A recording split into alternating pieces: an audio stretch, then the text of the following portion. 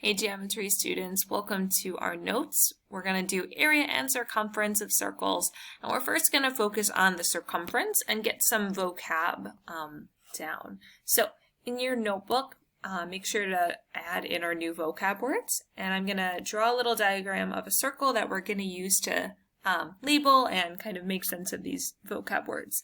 You might have seen some of these back in middle school, so this might be a little bit of a refresher, or maybe you didn't cover this in middle school, so it'll be the first time you see it. So I've drawn a circle. This is the center, right? Sometimes you'll see it just written as like C, like center C, like point C is the center of the circle. So some of these new words are going to be pretty intuitive. The first one is the radius of a circle. The radius of a circle goes from the center to the edge, and it's a distance of halfway across the circle. So radius is halfway across the circle. Notice you have to go through the center in order to do that. It's not like connecting to a different part of the circle. So halfway across.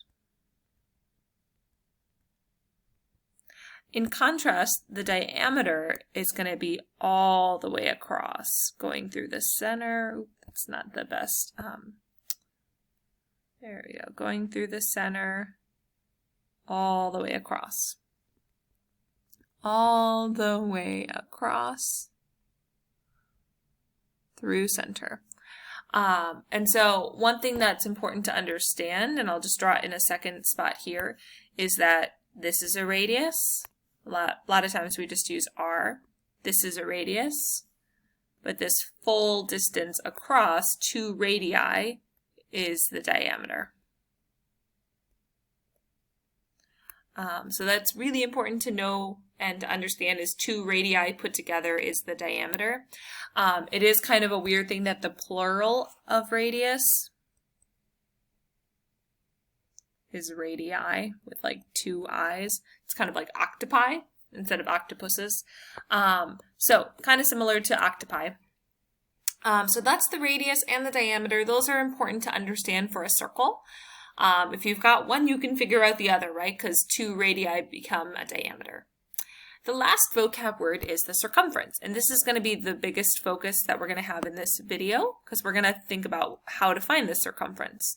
So the circumference of a circle is all around the circle. It's basically the same as a perimeter of a shape, except for perimeters where you have to add all the sides together. For a circle, we only really have one curved edge, so we don't really have multiple sides. That's why we've got a separate vocab word.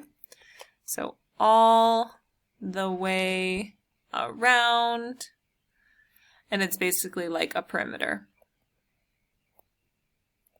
which we've seen before. Right, if I asked you the perimeter of this rectangle, right, you would say 10 plus 10 plus 5 plus 5 is going to be 30. Similar concept, except for we just don't have sides, but it is the same thing all the way around. So the question is, what is the circumference? Like, how do I find it, right? Because you don't want to have to take a piece of string and go around a circle every time you want to measure its circumference. So there's actually a really cool formula that we can use. The circumference, there's 2 versions of it. 2 times pi times the radius, or pi times the diameter. And you could write these in different orders. I just typically write them in this order, but you could write this one as like 2 times radius times pi. Multiplying, you can multiply numbers in whatever order you prefer. The reason why these are the same is because, remember, the diameter is 2 radii, right? 2 halfways make it all the way across. So that's just generally how you'll see it written in books. You might see d times pi for the bottom formula. Same thing, just multiplying in different orders. Keep in mind that r and d are typically used for diameter and radius. We typically use that to signify those side lengths. And then the question is, where is this pi coming from? You've probably heard of pi. Remember, pi is approximately 3.14. So you probably heard about it before. A quick aside if you're curious where that comes from. If you take a circle and you take the circumference and you compare that to the diameter. So kind of picture I've got a circle. So maybe I pick up a pot on my desk and I take a piece of string and I measure it around like the top of the pot, right? That would be like my circumference. So if I take that circumference and I divide it by my diameter, I'll write that out in words. If I take the circumference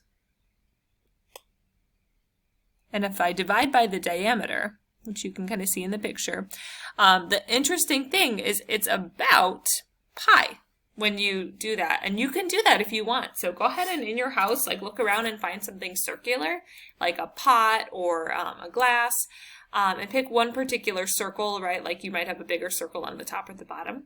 And just grab a piece of string and use that string, measure it around to represent the green and the yellow, and then take your string and immediately compare it to a ruler and get as close to the actual length as you can in either inches or centimeters, and then make that comparison. You should get about 3.14. You might be like, so why is that? Because the circumference, remember how we said it's like pi times the diameter? If you divide that by the diameter, you are taking pi and doing times d and then dividing by d, so those cancel out and give you just a pi. So kind of an interesting way to think about where that pi is coming from. And you're never going to have to reproduce that. I think it's just useful for context where it comes from. And do feel free to do that little experiment with something around your house. Okay, so those are our vocab words. What you're now going to do in the next slide is you're going to take this formula and do a couple of examples. So we are looking at a couple of examples to find the circumference. So I'm going to write our formula, 2 times pi times radius, or we can call that pi times diameter. And remember, the order you write it doesn't matter. You can multiply things in whatever order. So you might see it written in some different order in a resource you find online. So we're trying to find the circumference. This first one asks us to go to the nearest tenths place. So let's see. Circumference equals 2 times pi. I'm going to use the top one for this one, times radius. So my radius is halfway across the circle, right? It's going to be 12 inches.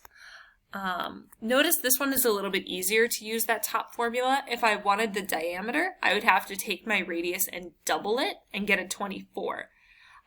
So it would have ended up working out either way. Right here you can see that the 2 times the 12 will also make a 24. So, you know, either formula is exactly the same. It doesn't really matter which one you use.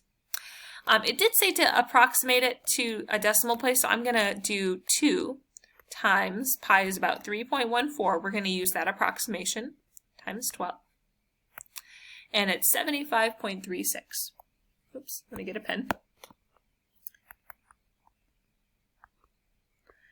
Okay, I'm going to round it to the tens place, which is my first decimal place. The number after, if it's 5 or up, I'm going to round up. So I'm going to round it up since it's a 6. And then for my units, remember I'm kind of going all the way around. So remember how we talked about how you could take a piece of string and measure the circumference with your piece of string and then compare it to a ruler. So you use the same measurements that you would for a ruler, like length. This is not units squared, only area has units squared. So this is just like a perimeter, right? Remember perimeter problems? If you were asked to find the perimeter, you would add them all up. And if they were inches, your answer would be in inches. So the next one, part B, asks us to now give our answers using a pi. So that means instead of rounding it to a decimal, we want to give the exact answer. So I'm going to use the same formula. Remember, if I used the formula with the diameter, I would have to take the 9 and double it. So same thing as 2 times radius in our formula. So 2 times pi times my radius is going to be 9. And now, here's where I want to think about the fact that I can rewrite this as 2 times 9 times pi, right? I'm multiplying 3 things. 2 times 3 times 5 is the same as 5 times 2 times 3. Order doesn't matter when you're multiplying. And 2 times 9, I know is 18. So I'm going to leave my answer as 18 pi, or 18 times pi. And my units are meters, because remember this is like a length all the way around the circle. And this is how you give your exact answer. If you were, you know, a builder or a carpenter, it's really important to have exact answers as you're working, right? So keeping answers in terms of square roots, in terms of pi, that will give us the best approximate answer possible.